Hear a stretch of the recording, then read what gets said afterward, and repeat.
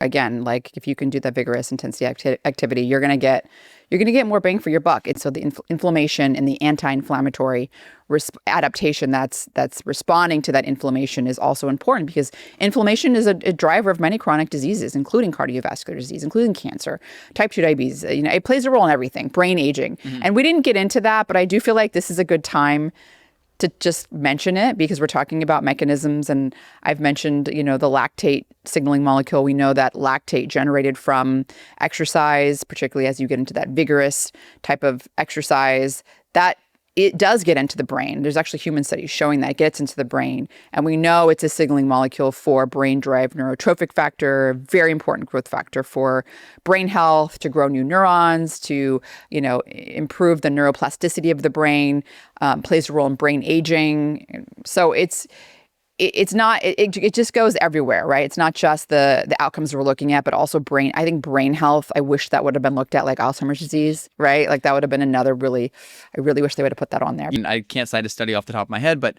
I know there are studies linking some of the same UK Biobank physical activity data to slower brain aging. And so, yeah, again, I don't have a study, but I know that they've published studies from the UK Biobank showing probably dose responses with moderate and vigorous exercise and physical aging of the brain, and then lower risks of dementia, Alzheimer's, you name it. Again, like if you can do that vigorous intensity activity, you're going to get more bang for your buck. It's going to be worth so much more than we previously thought. I mean, it's much more than that. It's 4 times as good. It's 8 times as good. It's 10 times as good, right? Depending on the outcome we're looking at. It's just so much better than we thought. Yeah, and I think us discussing the mechanisms, while I think it's super important, because the mechanisms explain why vigorous exercise is more beneficial for health outcomes than we thought with that 2-to-1 ratio. And that's why it has such this outsized benefit, because it's sending this louder signal to the body, regardless of what you look at. You look at